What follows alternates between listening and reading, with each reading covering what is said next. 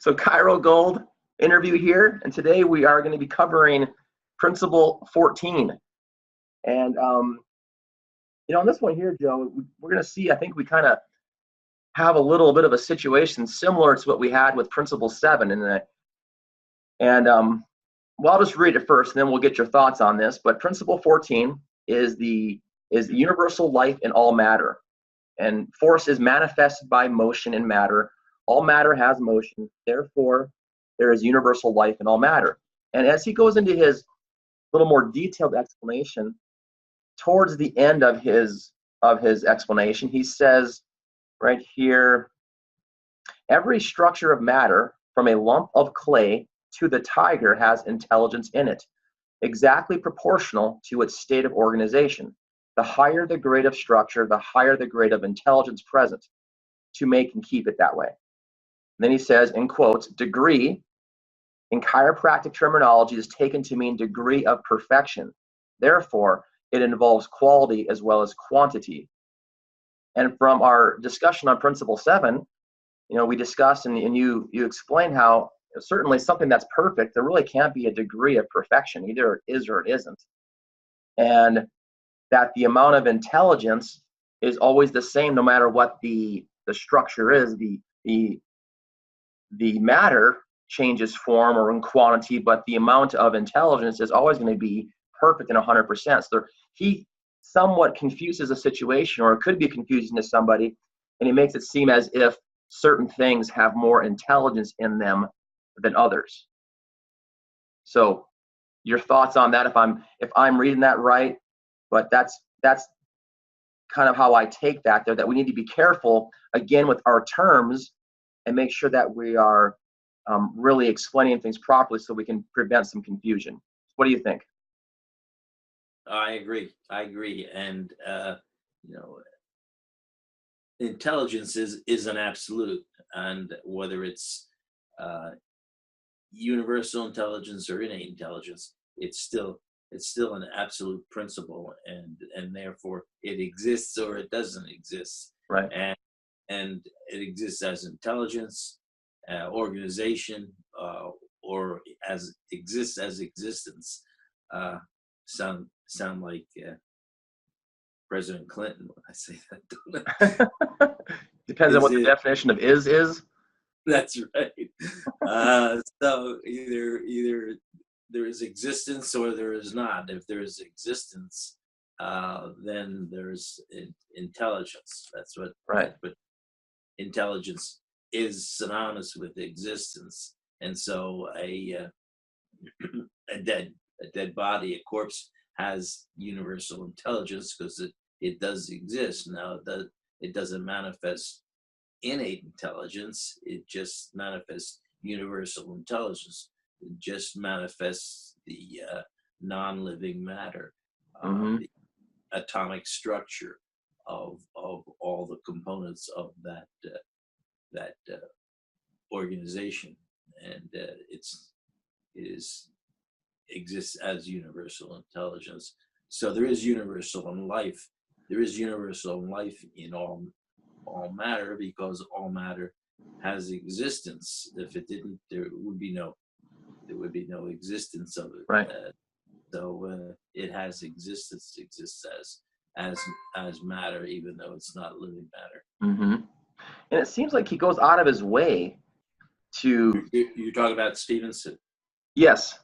In this definition here, he almost goes out of his way to make the point that there is different degrees of intelligence in matter, and which I think is very, very confusing, as you've said before.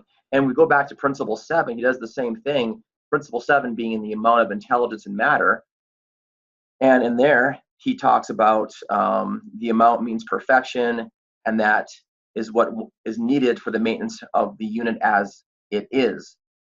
And then he goes, the amount that one unit has may be less than that which another unit has, but is always 100% for that particular unit. So anyway, I just think it's important to get clear on that, because it definitely, it's a bit confusing, because he seems, again, like I said, to go out of his way by saying that there's different levels of intelligence and matter. But it doesn't matter whether it's an elephant or an ant, like we said before. they both have 100%, in this case, innate intelligence, and there's not a different degree of that. It's just different for different manifestations of matter, different types of matter. Yeah, and again, we have a problem, probably sometimes in explaining different. Get to the next principle, organic matter, or not at principle number 19. When we get to principle number 19, it talks about the difference between organic matter and inorganic matter. Mm-hmm. And we know that organic matter today is defined as something that is alive or was once alive, like a tree would be organic matter. A desk would be, if it was built from the product of a tree, it would be organic matter, even though it's dead. So Right. There's a different definition as far as 1927 of organic and inorganic, and Right. A difference between what Stevenson was talking about and what is commonly known today as organic matter. Mm-hmm. Oil, petroleum is organic matter because it was once made up of living matter. Right. But it's definitely not. It's an organic substance in as much as we would not. Mm-hmm. We would not drinking petroleum now, even though it is organic matter. Right. So we run into problems of language which has different meanings at different times, and that's something that we see effect in this particular principle number 14. And again, for us, we need to realize that universal life is just, again, as you just said, this is the important. This is what I remember when I first started reading these things back in chiropractic school. It was very confusing because we think of life as a living thing, obviously, as a tree, as a human being, as an animal. But universal life is referring to all matter in general, that like you just said. So that's an important distinction we have to make sure that we understand, reading this in 2019, that that's what that's referring to. Yes, and I think you've grasped that concept properly and are explaining it properly. But maybe Stevenson has not explained it as clearly. Perhaps he explained it clearly in 1927 language, but he didn't. That's present why we have videos like this. We can help to bring it maybe up to modern times and modern language. Yes, and therefore I won't say thou has presented it properly, because ye have presented it properly. In other words, the language has changed over time. We don't use thou and ye anymore, except when we read it in the Bible, which was written in 16. Well, when was the King James? King James Bible, 16 something. Okay, so we're bringing the language up to date. So that doesn't mean that he was wrong. That he just used different language, and just that's like an important thing right there, because someone might read that without the background that you have, and then the knowledge you're sharing with us here, and think, oh, this guy was a crazy kook. He didn't know what he was talking about. Look at this nonsense. Well, you got to remember the time in which he was writing this and the context from which he was writing this, but that these principles are accurate. We just have to put it in language we relate to today.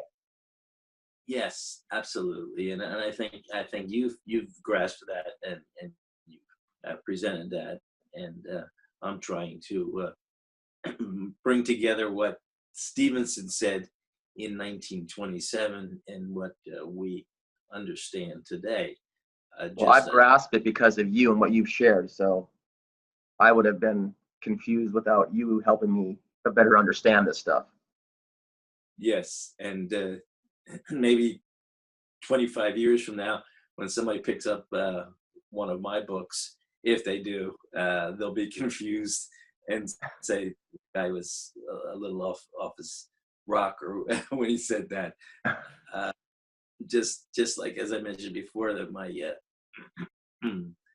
my father-in-law used to call himself when he was a professional magician. He Hmm. used to call himself the gay deceiver, and obviously gay has a different meaning today than it did Yeah, even when he lived during my lifetime. yeah, And he stopped using that term when gay came to mean something else rather than right. happy and carefree. Yes. It meant something else. So anyway, yeah, that's where we are, and I think Yeah. we'll see that in the when we get to principle number 19, Right. if we do get to principle number We'll get there. 19. We will. I'm confident. Well, Okay. how about principle 14? Any more thoughts on that? I mean, as we go through here and we've gotten to this point, a lot of what we've already discussed, of course, everything applies to what we're seeing here. So we can kind of breeze through some of these a little bit quicker with our background of the previous 13. Yes, I think that the main thing to understand when we're talking about universal life is anything that exists in the universe as matter has existence, and Yes. therefore it has universal life, even though it may be a totally inanimate object. It may be a totally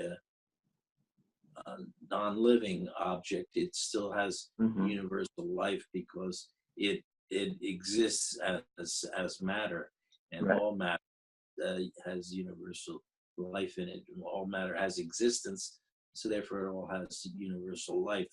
And maybe maybe at some point we need to go back and define our terms a little bit differently so that we understand that anything that is in existence, whether it's live or dead, is universal, has universal life, and is in universal matter, and expresses a universal intelligence. And that's something that we need to understand as our Hmm. as our language changes. Perfect. Perfect. Okay. That's 14. Nice.